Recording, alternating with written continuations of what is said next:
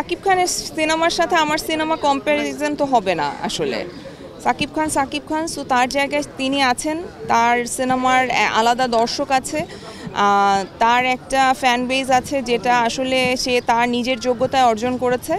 So সেটা তার, আর আমাদের সিনেমাটা আমাদের মতো, আমার যে ফ্যান বেজ আছে তারা আসবে, তারা দেখবে, যারা পছন্দ করেন আমাকে তারা আসবে, যারা অপছন্দ করে তারাও আসবে। আমার জীবনে প্রথম ঈদে সিনেমা রিলিজ হচ্ছে, সো এটা আমার জন্য অন্যরকম এক্সাইটমেন্ট। আমি খুবই এক্সাইটেড, নার্ভাস, ভয়ও লাগছে যে কেমন হবে, মানুষ কতটুকু আসবে, সাপোর্ট করবে।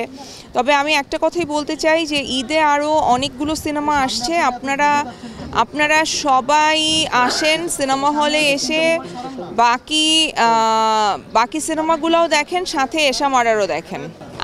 আমার পুলিশের সাথে অনেক তিক্ত অভিজ্ঞতা আছে, যে অভিজ্ঞতার কোনো মানে এত খারাপ অভিজ্ঞতা যেটা বলে শেষ করা যাবে না।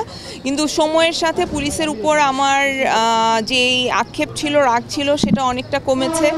নিজে অনেক ম্যাচিওর হয়েছি, বুঝেছি, তাদের সিচুয়েশনও বোঝার চেষ্টা করেছি, এবং পরবর্তীতে সেই সিচুয়েশান উল্টেও গিয়েছিল, তখন আবার অনেক ভালো ব্যবহার করেছে।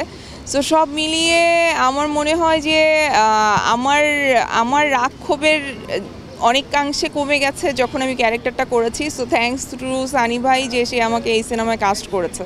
এশা কিভাবে মার্ডার হলো এবং আমরা কাকে কাকে ধরলাম, এটা নিয়েই পুরো গল্পটা।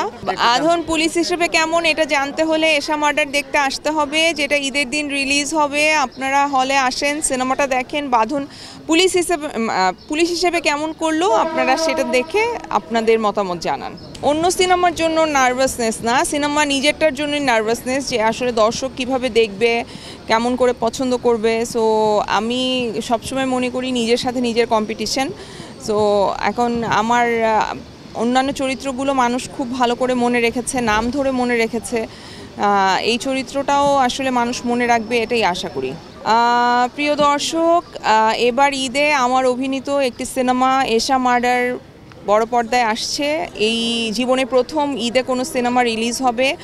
আমার জন্য, আমাদের মেয়েদের জন্য এটা অনেক বড় একটা ব্যাপার, বিকজ ফিমেল লিডের গল্প সাধারণত হয়ই না বাংলাদেশে, আর যদি হয়ও সেটা ঈদে রিলিজ করার সাহস করে না ডিরেক্টররা। সো এই সাহসটা সানি সারোয়ার ভাই করেছে। আমি আশা করব আপনারা হলে এসে সিনেমাটা দেখে সানি সারোয়ার ভাইকে এবং আমাদের সবাইকে টিমের সাপোর্ট করবেন। Thank you.